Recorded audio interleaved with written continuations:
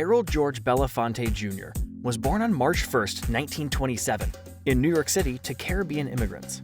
His mother worked as a dressmaker and a house cleaner, and his father served as a cook on merchant ships before leaving the family when Belafonte was a young boy. Belafonte also spent much of his early years in Jamaica, his mother's native country. There, he saw firsthand the oppression of black people by the English authorities, which left a lasting impression on him. Belafonte returned to New York City's Harlem neighborhood in 1940 to live with his mother. They struggled in poverty, and Belafonte was often cared for by others while his mother worked. Dropping out of high school, Belafonte enlisted in the U.S. Navy in 1944. He returned to New York City after his discharge and was working as a janitor's assistant when he first attended a production at the American Negro Theater, A&T. Mesmerized by the performance, the young Navy vet volunteered to work for the A&T as a stagehand, eventually deciding to become an actor. Belafonte studied drama at the Dramatic Workshop, run by Ern Piscator, where classmates included Marlon Brando, Walter Matthau, and B. Arthur. Along with appearing in A&T productions, he caught the eye of music agent Monty Kaye, who offered Belafonte the opportunity to perform at a jazz club called the Royal Roost. Backed by such talented musicians as Charlie Parker and Miles Davis, Belafonte became a popular act at the club. In 1949, he landed his first recording deal. By the early 1950s, Belafonte dropped popular music from his repertoire in favor of folk. He became an avid student of traditional folk songs from around the world and performed in New York City clubs such as the Village Vanguard. Belafonte auditioned for the A&T and earned his first leading role in Juno and the Paycock. In 1953, he made his first film debut opposite Dorothy Dandridge in Bright Road. He won a Tony in 1954 for his performance in Almanac. At the same time, Belafonte developed his singing talents, having parlayed a series of nightclub performances into a record contract. His third album, Calypso, topped the charts for 31 consecutive weeks and was the first record to sell more than 1 million copies. Belafonte also secured a television outlet with his hour-long special, Tonight with Belafonte, which won him an Emmy.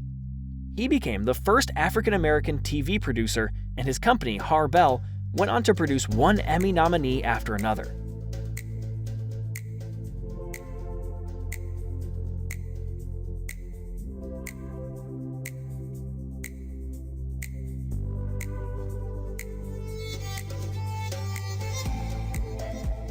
In the early 1950s, Belafonte developed a strong relationship with Dr. Martin Luther King Jr.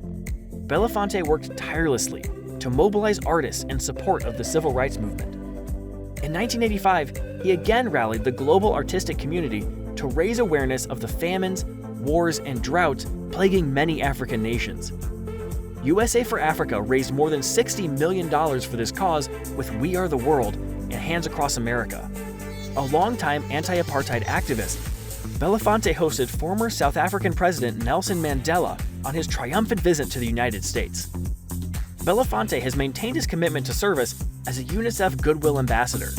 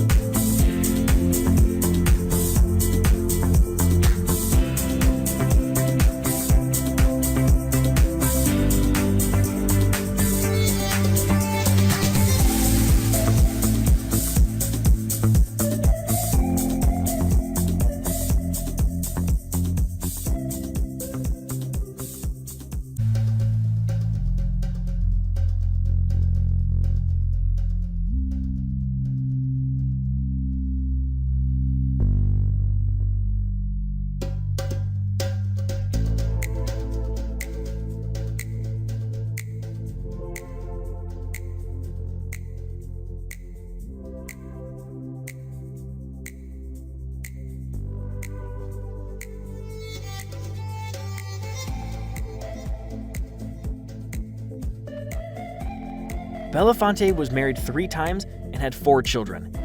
His marriage to his first wife lasted from 1948 until 1957. The couple had 2 children.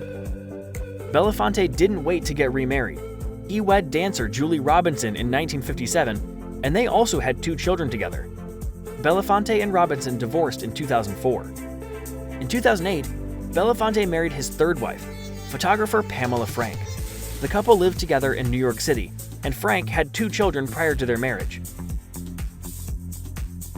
On April 25, 2023, Belafonte died at age 96 at his Manhattan home. His spokesperson said the cause of death was congestive heart failure.